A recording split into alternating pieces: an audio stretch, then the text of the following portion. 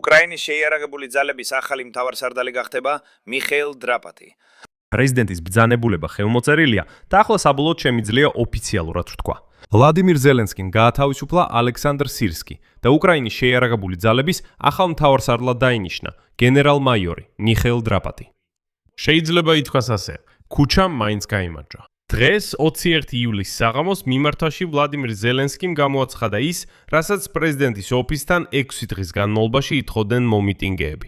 გენერალი ალექსანდრ სირსკი გადაისუფლდა მთავარსარდლის თანამდებობიდან. უკრაინის შეიარაღებული ძალების ახალ მთავარსარდლად გაერთიანებული ძალების სარდალი გენერალ-მაიორი მიხეილ დრაპატი დაინიშნა.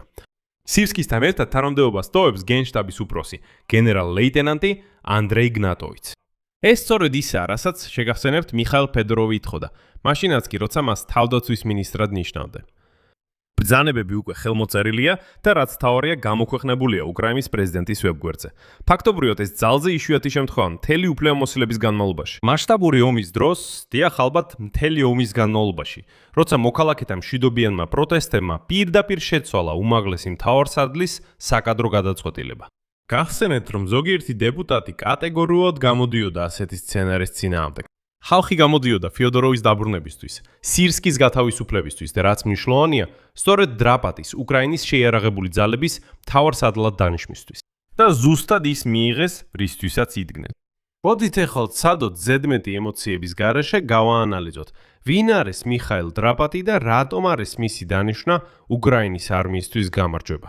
რა სკანდალები უკავშირდებოდა სირსკის და საბოლოოდ რა შესთავაზეს მიხაილ ფედოროვს. რადგან ეს არის თანამდებობა, რომელსაც დასავლეთში მილტეკ ცარს უწოდებენ. სინამდვილეში ეს არის თანამდებობა, რომელსაც ბევრად მეტი უფლებამოსილება აქვს, ვიდრე ქვეყნის თავდაცვის მინისტრს. მაგრამ უკრაინაში პოლიტიკურ კონტექსტში ამ თანამდებობას ადიქომენ როგორც მეთვალყურეს პოზიციას და ეს კონოტაცია უკვე ბევრს აღარ მოეწონება. მოდით განვიხილოთ, როგორ იმუშავებს ახლა უკრაინის თავდაცვის მთელი აპარატი. მე მქვია ალექსეი პეჩი. მოდით ერთად განვიხილოთ ეს თემა. მაგრამ სანამ დავიწყებთ, გთხოვთ გამოიწეროთ ეს YouTube არხი. ჩვენ მივიწევთ 300,000 გამომწერის ნიშნულისკენ. ამიტომ მადლობელი ვიქნები პირადად თქვენი გამოწერისთვის. და აღვნიშნავ, რომ ჩვენ საუბრობდით იმაზე, რომ სირსკის აუცილებლად 18 ივლისს მოხსნიდნენ. ანუ 3 დღით ადრე, ვიდრე ეს მოხდებოდა. ამდე ვფიქრობ, გამოწერა მაინც ღირს.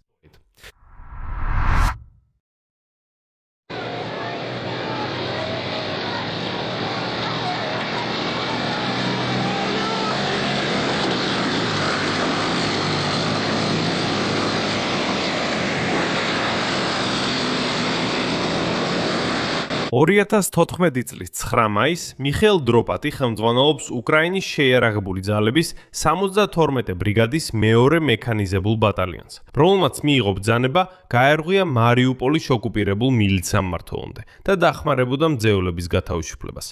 სწორედ მისი დანაყოფის BMP-მ ფაქტობრივად გადაუფრინა რუსული სამყაროს მხარდამჭერთა ბარიკადას. და ეს ვიდეო ომის დასაწყისის ერთ-ერთ სიმბოლოდ იქცა.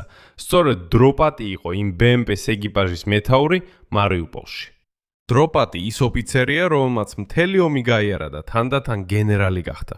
მაგრამ მოდით წინ არ გავიქცეთ და ყველაფერს თანმიმდევრულად მივყვეთ. ავიწყებთ თავად უკრაინის პრეზიდენტის გადაწყვეტილებით. ზელენსკიმ ამის შესახებ განაცხადა სამშაბათს საღამოს მიმართვაში, 6-დღიანი პროტესტების ფონზე. პრეზიდენტმა პირდაპირ თქვა, გადავთქვეტე, რომ უკრაინის შეიარაღებული ძალების ახალ მთავარსარდლად მიხაილ დროპატი დაინიშნება. პრეზიდენტმა ასევე დაადასტურა, რომ სირსკისთან ერთად გენშტაბის უფროსის თანამდებობას ტოვებს მისი მეგობარი გენერალ-ლეიტენანტი ანდრეი გნატოვიც. ასევე ზელენსკიმ განაცხადა, რომ დროპატისთან, ასევე ევგენი ხმარასა და პავლო პოლისასთან ერთად განსაზღვრეს, როგორ უნდა განახვდეს უკრაინის შეიარაღებული ძალების გენერალური შტაბის მთელი კონფიგურაცია. ესე იგი, საქმე მხოლოდ ერთი ადამიანის, ანუ სირსკის დროპატის ჩანაცვლებაში არ არის, არამედ მთელი სამხედრო ხელმძღვანელობის გადახალისებაში. მე განსაზღვრე, რომ უკრაინის შეიარაღებული ძალების ახალ მთავარსარდლად მიხაილ დროპატი დაინიშნება. მიხაილ დროპატთან, ევგენი ხმარასთან და პავლო პოლისასთან ერთად განსაზღვრეთ, როგორი უნდა იყოს უკრაინის შეიარაღებული ძალების გენერალური შტაბის განახლებული კონფიგურაცია. ამასთან ზელენსკიმ თავი დიპლომატიურად ფრთხილად დაიჭირა და არ დაუწყია წასული გენერალ სირსკის დამცირება. მან პირდაპირ აღიარა მისი დამსახურებები და პრეზიდენტმა ფაქტად დაასახელა, რომ სწორედ სირსკიმ უზრუნველყო უკრაინის შედეგები კიევის დაცვაში, ხარკოვის შეტევით ოპერაციასა და კურსკის ოპერაციაში. ანუ ზელენსკი მაინც მიაგო პატივი. სირსკი მართლაც გადაარჩინა დედაქალაქი 2022 წელს და ამას ვერავინ უარყოფს. ფაქტია, რომ ოლექსანდრ სირსკიმ უზრუნველყო უკრაინის შედეგები კიევის დაცვაში, ხარკოვის შეტევით ოპერაციასა და კურსკის ოპერაციაში. ნიშნულოვანი გზა გავიარეთ. უკრაინის დაცვა გრძელდება და საჭიროა ღირსეული დამოკიდებულება თითოეული მებრძოლის მიმართ. მადლობელი ვარ ოლექსანდრ სირსკის და თითოეული ჩვენი მებრძოლის ფრონტზე უკრაინის ძლიერი პოზიციებისთვის. მაგრამ ამავე დროს პრეზიდენტმა აღიარა პრობლემის ბლემის ძირიც. მისი თქმით, თავდაცვის მინისტრ ფედოროსსა და მთავარსარდალ სირსკის საერთო ენა ვერ უპოვიათ, ხოლო ბრძოლის ველზე ბრიგადებში და რაც მთავარია, მობილიზაციასთან დაკავშირებული პრობლემები გადაუჭრელი რჩებოდა. აი ეს აღიარება, როგორც მე მგონია, საკვანძოა. პრეზიდენტმა ზელენსკიმ ფაქტობრივად დაადასტურა ის, რაზეც 6 დღის განმავლობაში ქუჩა და პროტესტები საუბრობდნენ. ძველი კონსტრუქცია არ მუშაობდა და მისი შეცვლა დიდი ხმის წინ იყო საჭირო. მადლობელი ვარ მიხაილო ტრაპატოს ასეთი ხედვისთვის. დღეს ოლექსანდრ სირსკისთან და ანდრეი იგნატოვთან ერთად ვისაუბრეთ სამომავლო სამსახურის ფორმატებზე და საქმის სწორად გადაცემაზე. მაგრამ ვინ არის მიხაილ დრაპატი და რატომ მოითხოვდნენ პროტესტის მონაწილეები, რომ სწორედ ის დაენიშნათ უკრაინის შეიარაღებული ძალების მთავარსარდლად და არა ვინმე სხვა? მიხაილ დრაპატოს 43 წელი აქვს. გენერალ-მაიორი, პროფესიონალი სამხედრო, განათლებით ტანკისტი. და რაც პრინციპულად მნიშვნელოვანია, მან გზა ქვემოდან დაიწყო, ანუ ბატალიონიდან და არა უნივერსიტეტის დასრულების შემდეგ პირდაპირ კომფორტულ მაღალ შტაბში მოხვდა. აქ მის ბიოგრაფიას მოკლედ გადავილი, რადგან ეს ბიოგრაფია ნამდვილია. ნამდვილი საბრძოლო მეთაურის ბიოგრაფია. ომის დასაწყისი, ანუ 2014 წელი, 2014 წლის 9 მაისი, როგორც უკვე გავარკვიეთ, მიხაილ დრაპატი მეთაურობდა 72 ბრიგადის მეორე მექანიზებულ ბატალიონს, რომელმაც მიიღო ბრძანება, გაერღვია მარიუპოლში ოკუპირებულ მილიციის განყოფილებამდე და დახმარებოდა იქ მძევლების გათავისუფლებას, რომლებიც რუსებმა აიყვანეს. და აი მომენტი, რომელიც ომის დასაწყისის სიმბოლოდ იქცა, ბმპ. მისი დანაყოფი სიტყვასიტყვით გადაუფრინდა რუსული სამყაროს მხარდამჭერების ბარიკადას. ამ გარღვევის ვიდეო მთელ უკრაინაში გავრცელდა, შეიძლება ითქვას მთელ მსოფლიოში და ომის დასაწყისის ერთ-ერთ სიმბოლოდ იქცა. და აი ეს მფრინავი BMP მარიუპოლში, რომლის საჭესთან დრაპატი იჯდა. არ ვიცი, შეიძლება თუ არა ითქვას, რომ BMP-ს საჭესთან იყო, თუ შტურვალთა, როგორ ასწორა, თუ იცით, კომენტარებში დაწერეთ. იმავე 2014 წლის ზაფხულში სამწუხაროდ იზვარინოს ალყა მოხდა. და აი დრაპატიმ საკუთარ თავზე აიღო იზვარინოსა და ჩერვონო პარტიზანსკთან ალყაში მოქცეული უკრაინული დანაყოფების გარღვევის ორგანიზება. და ოფიციალური მონაცემებით მისმა ჯგუფმა ალყიდან გამოიყვანა დაახლოებით 260 სამხედრო მოსამსახურე და 30-ზე მეტი ერთეული ტექნიკა. ბრძოლებით გაიარა 160 კილომეტრზე მეტი. ანუ ისინი ალყიდან გამოსასვლად 160 კილომეტრი გაიარეს. დრაპატოს ჰქონდა საბრძოლო სახელი. საბრძოლო სახელი რუბინი. 2014 წლის მოვლენების შემდეგ ის დაბრუნდა ფრონტზე, როგორც 30-ე მექანიზებული ბრიგადის შტაბის უფროსი. თუმცა რატო ვთქვი, რომ ის სწორედ ყველაზე დაბლიდან ყველაზე მაღალამდე ავიდა? მიუხედავად იმისა, რომ სხვანაირადაც შეეძლო წასვლა. თუმცა მას შეეძლო მშვიდად გაეგრძელებინა სწავლა სამხედრო უნივერსიტეტში და საერთოდ არ დაბრუნებულიყო ფრონტის ხაზზე. ანუ მან ფრონტი აერჩია და არა კაბინეტი. მიუხედავად იმისა, რომ შეეძლო კაბინეტი მაშინვე აერჩია 2021 წელს. ამავე წელს დრაპატოვი აღიარეს ეროვნული თავდაცვის უნივერსიტეტის ოპერატიულ-სტრატეგიული დონის საუკეთესო კურსდამთავრებულად. და დიდი ბრიტანეთის ელჩმა მელინდა სიმონსმა მას გადასცემს დიდი ბრიტანეთის დედოფლის გარდამავალ ხმალს. ეს პრესტიჟული ჯილდოა საუკეთესო კურსდამთავრებულისთვის. პირველი წუთებიდანვე სრულმასშტაბიანი ომის დაწყებისას დრაპატოვი სამხრეთში ჯარებს ხელმძღვანელობდა. მის დაქვემდებარებაში მყოფი დაჯგუფება კახოკა ათავისუფლებდა ხერსონისა და დნეპროპეტროვსკის ოლქების დასახლებულ პუნქტებს და წინ მიიწევდა რუსეთის თავდაცვაში იჭრებოდა. ამისთვის მას საბრძოლო დამსახურების ჯვარი მიენიჭა. 2024 წელს სწორედ დრაპატოვს აგზავნიან ხარკოვის გადასარჩენად. და როდესაც რუსეთის შეტევა დაიწყო ხარკოვის ოლქის ჩრდილოეთში, დრაპატოვმა უხელმძღვანელა ხარკოვის ოპერატიულ-ტაქტიკურ ჯგუფს და აქ არის პირდაპირი შეფასება თავად ზელენსკისგან. ციტატა. უпростоროდ ეს არ არის ციტატა. პრეზიდენტმა განაცხადა, რომ გენერალმა ორგანიზება გაუკეთა თავდაცვას და ფაქტობრივად ჩაშალა შეტევითი ოპერაცია. და ამით არ მისცა რუსებს ხარკოვის ოლქში გადაადგილების საშუალება. სწორედ ამიტომ სამხედროები დრაპატოს ფრონტის მეხანძრეს უწოდებენ. ანუ ის აკრობს ყველაზე საშიშკერებს. სწორედ დრაპატოს. და ეს ნიშანდობლივია. სირსკი რეგულარულად აგზავნიდა ყველაზე პრობლემურ უბნებზე. ხერსონის რეგიონი, ხარკოვის რეგიონი, ლუგანსკის მიმართულება, ზოგადად სადაც მძაფრი ბრძოლები იწყებოდა, იქ აგზავნიდნენ დრაპატოს. როგორც ხედავთ, მეთაური, რომელსაც აგზავნიან იქ, სადაც რთული მდგომარეობა, იმისთვის რომ სტაბილიზაცია მოახდინოს. ეს მაინც საუკეთესო მეთაურია შესაძლებელთაგან. და ესეთი ადამიანი ახლა ხელმძღვანელობს მთელ უკრაინის არმიას. განსაკუთრებით ერთ ეპიზოდს კი ამბობთ, რადგან ის ყველაზე კარგად ახასიათებს დრაპატოს როგორც ღირსების კაცს. და ეს ეპიზოდიც ხაზს უსვამს, რომ სირსკის მთელი სისტემა დღეს საბოლოოდ დაინგრა. 2024 წლის ნოემბრიდან დრაპატოვი სახმელეთო ჯარებს მეთაურობდა. ხოლო 2025 წლის 1 ივნისს მან თავად დაწერა გადადგომის განცხადება ამ პოსტიდან. ღამის დარტყმის შემდეგ პოლიგონზე სუმის ოლქში, სადაც განთავსებული იყო სასწავლო დანაყოფი და სამწუხაროდ სამხედროები დაიღუპნენ. მან მაშინ არ დამალულა დაქვემდებარებულების უკან, არ დაუწყია დამნაშავეების ძებნა. მან აიღო პასუხისგებლობა საკუთარ თავზე და დატოვა ეს პოსტი.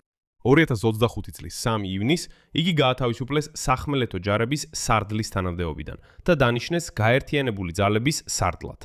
შეადარეთ ეს ქცევა იმას, რასაც სხვა სკანდალებში ხედავდით.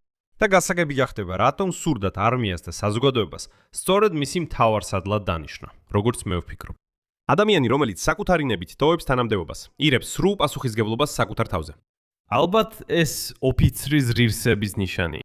და კიდევ ერთი ნიშანდობლივი დეტალი მიხაილ ფედოროვის ისტორიიდან. საქმე იმაშია, რომ უკვე ყოფილი თავდაცვის მინისტრი, გახსოვთ გადადგომის პირველ დღეს თავის ბრიფინგზე, მან თქვა, რომ დრაპატი. მიუხედავად ყველა ძალაწარმატებისა ფრონტზე, მიუხედავად იმისა, რომ სირსკი მას ფრონტის ყველაზე რთულ მონაკვეთებზე აგზავნიდა, მიუხედავად ამისა, დრაპატიმ სირსკისგან სამი საყდური მიიღო, იმიტომ რომ დრაპატი სირსკის მიმართ ლოიალური არ იყო. ანუ ძველი მთავარსარდლის დროს წარმატებულ საბრძოლო გენერალს უბრალოდ საყდურებით აწვებოდნენ. შესაბამისად, როცა სირსკი დრაპატით შეცვალეს, ცადია რომ სირსკის მთელი კონსტრუქცია აშკარად დღეს დაინგრა. მადლობა. მოდით მეორე მხარეც გავარჩიოთ. რატომ დაგროვდა ალექსანდრ სირსკის გარშემო ამდენი უკმაყოფილება, რომ ხალხი ქუჩაში გამოვიდა მისი გადაყენების მოთხოვნით? უნდა აღიაროთ, ალექსანდრ სირსკი მებრძოლი გენერალია. რეალურად დაიცვა კიევი და გაათავისუფლა ხარკოვის და ხერსონის რეხერსონის რეგიონები. ეს დამსახურებები არავითარ შემთხვევაში არ უნდა დავაკნიოთ, მაგრამ მიუხედავად ამისა, ხალხმა გადაწყვიტა, რომ ის უნდა გაეშვოთ. პირველი და მთავარი, ეს არის მეტსახელი კასაბი. უკრაინის არმიაში და დასავლურ მედიაში სირსკის უკვე დიდი ხანია ასე ეძახიან. იმის გამო, რომ ის პოზიციების შენარჩუნებას ემხრობა ნებისმიერ ფასად. კრიტიკოსები ამას უკავშირებენ ცოცხალი ძალის დიდ დანაკარგებს. აი ეს რეპუტაციული ტვირთი, რომელიც მას ძალიან დიდი ხანია თანსდევს. და უკრაინული მედია, როგორც წესი, დიდად არ მისუა. ამ დეფინიციის გამოყენება. მაშინ როცა დასავლელები არ ევიდებოდნენ გამოთქვამს და ამბობდნენ, რომ დიახ, მართლაც, უკრაინის შეიარაღებული ძალების მებრძოლები მთავარსარდალს მიასნიკს ეძახიან. მეორე, ეს სკელის პოლკის საქმეა. მანამდე ეს სკალას პოლკი იყო. 2026 წლის ივნისში გამოცემა ბაბლმა გამოაკოკნა გამოძიება. მოკლედ შეგახსენეთ, სკელის 425 საიერშო პოლკში 2025 წლის ბოლოდან 2026 წლის გაზაფხულამდე დაფიქსირდა მინიმუმ 26 არასაბრძოლო სიკვდილი ახალწლოვანებს შორის. 26 ადამიანი, რომლებიც არ ბრძოლაში, არამედ სასწავლო დანაყოფებში დაიღუპნენ. სკანდალები იმის შესახებ, რომ თითქოს, ხაზგასმით ვამბობ, თითქოს, რადგან გამოძიება მინდინარეობს. სასწავლო პოლიგონების ტერიტორია უბრალოდ პერიმეტრზე ნახდებოდა, რომ ხალხი არ გაქცეულიყო. ნათესავები ხვებოდნენ სამედიცინო დახმარების არაღმოჩენაზე და ძალადობაზე ამ პოლკში. ბრიტანული ტელეკომპანიის Sky News-ის განამღები ჯგუფი, რომელიც ამ ყველაფრის გადასაღებად ჩამოვიდა. ყველა უბრალოდ დაცხრილეს ვიღაც უცნობებმა. გენშტაბმა ეს ყველაფერი უგულებელყო და ჟურნალისტებს Sky News-დან უთხრა, რომ არ უნდა წასულიყვნენ იქ. რატო წახვედით იქ? ისინი პოლიგონზე წავიდნენ, შეგახსენებთ. სამხედრო ომბუდსმენი რიშუ ტილოვა აცხადებდა, რომ სკელეში არსებულ სიტუაციაზე იცოდნენ ჯერ კიდევ 1 წლის წინ. მაგრამ ყველა ისე იქცეოდა, თითქოს არაფერს ხედავდნენ. თითქოს არანაირი პრობლემა არ არსებობდა. ამიტომ მთავარსარდლის გადაწყვეტილებებით უკმაყოფილება იზრდებოდა, მათ შორის ამ ისტორიის გამოც. და აი დღეს პირდაპირ ახალი ამბავი ჩნდება. იმაზე, რომ ამ წლის მაისში ისევ დაიღუპა ახალწეული, სწორედ ამავე სკელიას პოლკში, რომელიც გაქცევას ცდილობდა. მესამე, ეს არის კონფლიქტი ფიოდოროვთან და ბრალდება, რომ ის ძველი სამხედრო სკოლის წარმომადგენელია. მიხაილ ფიოდოროვი თავად ბრიფინგზე იყო. ამბობდა, რომ გამარჯვებისთვის საჭიროა შეცვალო როგორც სივსკი, ასევე გენშტაბის უფროსი გნატოვი, რადგან არმიას სჭირდება სხვა ფილოსოფია, ანუ ასიმეტრიული ომი მინიმალური დანაკარგებით. ფოკუსი ტექნოლოგიებსა და დრონებზე უნდა იყოს და არა პოზიციების ნებისმიერ ფასად შენარჩუნებაზე, რა ფასიც არ უნდა იყოს. ყოფილი აზოვის შტაბის უფროსი კრატევიჩი მაშინ ესეთ მკვეთრ ფრაზას ამბობდა, ციტატას მობიტანთ. რუსებმა საკუთარ არმიაში ტყუილი შეწყვიტეს 2024 წლის დასაწყისში, ხოლო ჩვენ დავიწყეთ. აღნიშნავ, რომ სწორედ მაშინ 2024 წლის თებერვალში სირსკი გახდა უკრაინის შეიარაღებული ძალების მთავარსარდალი. ეს იყო დართმა სწორედ იმ კულტურაზე, რომელსაც კრატევიჩი ასე უწოდებდა. ზემოთ უნდა აცნობო, რომ ყველაფერი კარგადაა, თანაც ყოველთვის უნდა აცნობო. აი ასე. და შესაბამისად. ძველი გენერალიტეტი სწორედ ამ კულტურის განსახიერება. ნიშნულოვანია, როგორ თავად სირსკიმ უპასუხა კრიტიკას. როცა ფედოროვმა კონფლიქტზე ისაუბრა, სირსკიმ ირონიულად უპასუხა, რომ მის გარეშე ფედოროვს საერთოდ არაფერი გამოუვიდოდა. თავისუფალ კიევში ბრიფინგის ჩატარებაც კი ვერ შეძლებდა. აი ესეთ მანერაში მინიშნებით თუ პირდაპირ ახსენებს, რომ ეს სწორედ ის იყო, ვინც რუსები კიევში აშეუშო. ხოლო თავის დიდ ავტორულ სვეტში, სახელწოდებით ჩემი საქმე ომია, პორტალ მილიტარნიზე, მან საერთოდ განაცხადა, რომ კონფლიქტზე ფიოდოროვთან, ფედოროვთან თითქოს და გაკვირვებით გაიგო. ამბობს, არ ვიცოდი, რომ ჩვენ კონფლიქტი გქონდა. ჩვენ ეს სვეტი უკვე გავარჩიეთ. აღარ შევჩერდები ამაზე. თუ გამოტოვეთ, დაბრუნდით არხზე. ალექსეი პიჩი. და ნახეთ ერთ-ერთი წინა გამოშვება. თუ არცები ასე ქვია, სირსკი პრეზიდენტის წინააღმდეგ გამოვიდა. ან სირსკიმ პრეზიდენტზე შეტევა დაიწყო. იყო მისი ცნობილი ფაზა, რომელსაც შემდეგ ოპონენტები ახსენებდნენ. ასე ჟღერდა. ადამიანების მჯერა, დრონების კი არა. თუმცა შემდეგ სირსკი ამაზე ამტკიცებდა, რომ სწორედ მან შექმნა უპილოტო სისტემების ძალები და სათავეში მადიარი დააბენა. მადიარი. რომ სურათი საკმაოდ სამართლიანია. სირსკი, რა თქმა უნდა, უნიჭო არ არის. ეს საბრძოლო გენერალია. მთელი პატივისცემა და მთელი მოწიწება გენერლის მიმართ. მან გადაარჩინა კიევი და ხარკოვი 2022 წელს. ეს ზელენსკიმაც აღიარა და უკრაინელებმაც აღიარეს. ამას არავინ არანაირად არ ამცილებს. მაგრამ მისი სამხედრო ფილოსოფია და დაგროვილი სკანდალები უბრალოდ წინააღმდეგობაში შევიდა. არმიისა და საზოგადოების მოთხოვნასთან, რომ ახალი თაობის მეთაურები მოვიდნენ. ეხლა ცოტა მიხაილ ფედოროვზე, იმიტომ რომ ისიც არ დაიკარგება. უფრო მეტიც, ის დარჩება ხელისუფლებაში. ეხლა კი უკვე თავის საყვარელ გენერალ დრაპატისთან ერთად. საერთოდ სიტუაცია ნამდვილად შეიძლება შეიცვალოს. მაშინვე აღნიშნავ, ჩემი ინფორმაციით ფედოროვთან დაკავშირებით ჯერ საბოლოოდ არაფერი გადაწყვეტილა და ის კვლავ აგრძელებს მოლაპარაკებებს ვლადიმირ ზელენსკისთან. აი ამ გამოშვების ჩაწერის მომენტისთვის. უკვე 21 ივლისის ღამეა. უკვე 22 ივლისი დაიწყო. მინდინარეობს მოლაპარაკებები პრეზიდენტის ოფისში, ზელენსკისა და ფედოროვს შორის. აქ მოკლედ შეგახსენებთ, რომ არ დაეჭვდეთ ჩემს სიტყვებში. ჯერ კიდევ 18 ივლისს ამ YouTube არხზე თქვი, რომ სირსკი აუცილებლად მოხსნიან უკრაინის შეიარაღებული ძალების მთავარსარდლის პოსტიდან და რომ ზელენსკი უკვე ეძებს მის შემცვლას და ატარებს გასაუბრებებს. 20 ივლისს თქვი, რომ სირსკის საკითხზე საბოლოო გადაწყვეტილება მიღებულია, მორჩა. თუმცა კი, ახალი ინფორმაცია გამოჩნდა. და კიდევ ერთი დღე დაველოდეთ, მაგრამ კიდევ ერთხელ გავიმეორებ, მე უკვე 20 ივლისის საღამოს ვთქვი, სირსკის აუცილებლად მოხსნიან. თუმცა ზოგიერთს არ სჯეროდა ჩემი. კომენტარებში წერდნენ, რომ პიჩი იტყუება, როგორ ბედავ, აი ეს ყველაფერი. ასე რომ მიხაილ ფედოროვი ამ დროისთვის არსებული ინფორმაციით მინისტრი არ იქნება, თავდაცვის მინისტრი. ამ ეტაპზე მას ამ თანამდებობაზე არ დააბრუნეს. ეს თანამდებობა სხვას მისცეს. ამის ნაცვლად ზელენსკიმ ფიოდოროვს შესთავაზა ახალი თანამდებობა მთავრობაში, რომელიც დაკავშირებულია სახელმწიფოს ტექნოლოგიური კომპონენტის განვითარებასთან. დასავლეთში ასეთ როლს მილთექ ცარს უწოდებენ. ის უკვე ძალიან დიდი ხანი არსებობს. მოდით მარტივად აგიხსნით რა არის ეს საერთოდ, რადგან ჩვენ ესეთ რამეს უბრალოდ არ ვართ მიჩვეულ. მაგრამ სინამდვილეში ეს კიდევ უფრო მაგარია ვიდრე თავდაცვის მინისტრი. აგიხსნით რატო? თითქოს თუ ეს თავდაცვის მინისტრზე მაგარია, რატო არ ჩქაროთ ფიოდოროვი ამაზე დათანხმებას? სწორედ ჩვენს რეალობაში. აი ეს ტერმინი, ცარი, დასავლურ პოლიტიკურ ტრადიციაში. ცხადია ეს მონარქიას არ ეხება. სწორედ ცარს არაოფიციალურად უწოდებენ ჩინოვნიკს, რომელსაც აძლევენ ფართო უფლებამოსილებებს და ხდიან ერთადერთ პასუხისგებელ პირს, რომელსაც დიდ მიმართულებაზე, რომ მან მართოს ეს საქმე, რაც მთავარია ბიუროკრატიული ბარიერების გარეშე. მოდით ასე ვთქვათ, შეგახსენებთ, გახსოვთ ილონ მასკი. მან მთლიანად გადაახალისა ამერიკის შეერთებული შტატების სახელმწიფო აპარატი. აი ის იყო ასეთი ცარი. ანუ ფაქტობრივად ის ჩინოვნიკია, მაგრამ არა ბოლომდე, რადგან მას არ ზღუდავს რაიმე ძალიან მკაცრი ბიუროკრატიული პროცედურები. თუ ილონ მასკი ცუდი მაგალითია, მოდი კიდევ ერთ მაგალითს მოვიყვან. ამერიკის შეერთებულ შტატებში იყო კოვიდის ცარი, ანუ ადამიანი, რომელიც პასუხს აგებდა პანდემიასთან ბრძოლაზე. ან ჰყავდათ ნარკოტიკების ცარი. ის პასუხს აგებდა ნარკოტიკებთან ბრძოლაზე და ხშირად იცით, ბევრად სწრაფად რეაგირებდა მოვლენებზე, ვიდრე ამას შეძლებდა. ჩინოვნიკთა ბიუროკრატიული აპარატი. ან ეხლა დონალდ ტრამპს ხავს ანტიმიგრანტული ცარი. დარწმუნებული ვარ, ნახავდით მას. ასეთ ლამაზ პალტოში. ის გამოდის ISIS-თან ერთად და არბევს ესე თქვა საპროტესტო აქციებს. პლუს აკავებს არალეგალურ მიგრანტებს. მოკლედ ეს არის ასეთი ჩინოვნიკი, თითქოს ჩინოვნიკია, მაგრამ თითქოს გათავისუფლებულია ბიუროკრატიულ პროცედურებისგან. აი ეს. თამას ხელები არ აქვს შეკრული, საერთოდაც. შესაბამისად, მილტეკ ცარი, სამხედრო ტექნოლოგიური ცარი. ეს არის ადამიანი, რომელსაც აძლევენ სრულ კარტ ბლანშ სამხედრო ტექნოლოგიების განვითარებისთვის, ჩვენ შემთხვევაში უკრაინისთვის. ეს არის დრონები, უპილოტო სისტემები, რადიოელექტრონული ბრძოლა, არმიის ციფრულიზაცია, თავდაცვითი სტარტაპები და ასე შემდეგ და ასე შემდეგ. ანუ ფედოროვს როგორც ჩანს. საუზობენ სწორედ იმ სფეროს ხელმძღვანელობას, სადაც მან გაითქვა სახელი. ტექნოლოგიური გარღვევა თავდაცვაში, მაგრამ უკვე არა მხოლოდ თავდაცვის სამინისტროს ვიწრო ფარგლებში, არამედ მთელი სახელმწიფოს დონეზე ყველაზე ფართო უფლებამოსილებებით.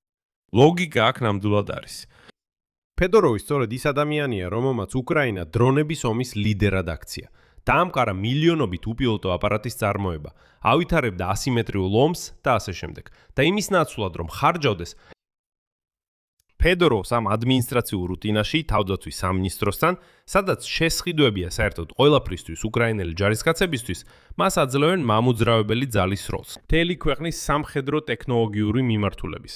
თუმცა თავად ფედოროვი ადრე ამბობდა, რომ მზად არის დაბრუნდეს მხოლოდ თავდაცვის მინისტრის პოსტზე და მრჩევლის თანამდებობაზე მაგალითად უარი თქვა. დაეთანხმება თუ არა ის მილტეკ ცარის როლს, ეს ღია კითხვა. რატომ ღია? საქმე იმაშია, რომ უკრაინულ პოლიტიკურ კულტურაში ასეთ ადამიანებს ასე ეძახიან. მეთვალყურე. და ეს უკვე როგორც მიხვდით, გარკვეულ სუნს ატარებს და გარკვეულ შედეგებსაც იწვევს. აი ასეა. ამიტომ ჩვენთან მეთვალყურეები არ ვყავთ და უკრაინელებისთვის ახსნა, რომ მილტეკ ცარი კარგია, რთული იქნება, რადგან სახელში ცარია. აბა როგორ აუხსნი უკრაინელებს, რომ ცარი კარგია? არა, რა თქმა უნდა, ეს ცუდია. ასე რომ აქ საქმე კონიუნქტურაშია. აი ამ განსაზღვრებებშია საქმე და რამდენად შეძლებს დასავლური პოლიტიკური კულტურა ამ ხრივ თანაცხოვრებას უკრაინულ პოლიტიკურ კულტურასთან, ეს ღია კითხვა. მთელი გასული კვირა მოდით ვიყოთ გულწრფელები, ეს ფაქტობრივად ისტორია იმის შესახებ თუ როგორ იგრძნეს თავი უკრაინელებმა. საკუთარ ქვეყანაში ბატონ პატრონებად გარკვეულწილად. 6 დღე პრეზიდენტის ოფისთან იდნენ. ეს არ იყვნენ პარტიები, არც პოლიტტექნოლოგები, არც ის სისულელეები, რასაც Facebook-ში წერენ. ძირითადად ქალები იყვნენ, რომ ეს თითქოს გადახდილი მიტინგი იყო. რამდენი გადაგიხადეს იმისთვის, რომ პროტესტზე გამოხვედით. იქ იდგნენ ჩვეულებრივი უკრაინელები, ძირითადად სხვათა შორის ახალგაზრდობა. ხელში ეჭირათ კარტონის დაფები. ვიღაც ისთვის ეს უბრალოდ გართობა იყო, ვიღაც კი მართლა თავის პოზიციებს იცავდა. მათ დასცინოდნენ, არ კენებდნენ შეურაცხყოფას, მაგრამ მათ გაუძლეს. ისინი პრინციპისთვის გამოვიდნენ, იმისთვის რომ ეფექტური ადამიანები არ გაეშვათ, აპარატული ინტრიგების გამო. და რომ არმიას საუკეთესოები მართავდნენ. დროპატოვის დანიშნა. ეს ასევე ეხება სამართლიანობას, მის უბრალო ადამიანურ გაგებაში. მოდით ახლა ეს გვერდზე გადავდოთ. მისი მთელი სამხედრო ბიოგრაფია. სწორედ სამხედრო. და უბრალოდ გავიხსენოთ, რომ ადამიანი, რომელიც 2014 წელს ამ, როგორც მას დაარქვეს, მფრინავ ქვეითთა საბრძოლო მანქანაზე მარიუპოლში მძევლებამდე გზას იკაფავდა, რომელიც ხალხს ალტიდან გამოჰყავდა. ბრძოლებით 160 კილომეტრი, რომელმაც ნებაყოფლობით დატოვა თანამდებობა. აიღო საკუთარ თავზე პასუხისმგებლობა. პოლიგონზე დაღუპულებზე. ეს ის ადამიანია, რომელმაც მთელი ომი გაიარა ქვემოდან და ეხლა არმიას ხელმძღვანელობს. ანუ ეს არ არის უბრალოდ დანიშნული კადრი. არც ვიღაცის ნათესავია, არც ვიღაც კონკრეტული პირების პროტეჟეა. ნახევრად კრიმინალური სტრუქტურების. არა, ეს საბრძოლო გენერალია, რომელსაც ჯარისკაცები მეტსახელად რუბინი იცნობენ. კიდევ ერთხელ ვიმეორებ, რუსეთის ომის დაწყებიდან უკრაინის წინააღმდეგ 2014 წლიდან ის ჯარშია. თემას დიდი ხნის წინ შეეძლო კაბინეტებში გადასვლა, მაგრამ არ წავიდა. აი ესე. ამიტომ ქვეყანაში სადაც ომი მიმდინარეობს, როგორც მე ვფიქრობ, ეს ძალიან ფასეულია. ამიტომ მეგობრებო, აქ სამწეთილს დავსვამ, თქვენი აზრი, თქვენი დასკვნები, თქვენი მოსაზრებები ამ საკითხზე აუცილებლად დაწევეთ კომენტარებში, ამ გამოშვების ქვეშ, გამოიწერეთ ჩემი Telegram არხი Pechenia News-ი, რადგან იქ სიახლეები ბევრად უფრო სწრაფად გამოდის. ბუმული მასზე მოცემულია ამ ვიდეოს აღწერაში. და თუ გსურთ მადლიერება გამოხატოთ ჩვენს YouTube არხს გაწეული მუშაობისთვის და თვლით, რომ ჩვენი მუშაობა მნიშვნელოვანია და აუცილებელი. ამის გაკეთება შეგიძლიათ ნებისმიერი შემოწირულობით, ბმულებით და რეკვიზიტებით, რომლებიც მოცემულია ამ ვიდეოს აღწერაში. ამით დასრულდა. იზრუნეთ საკუთარ თავზე. ყველას მშვიდობით.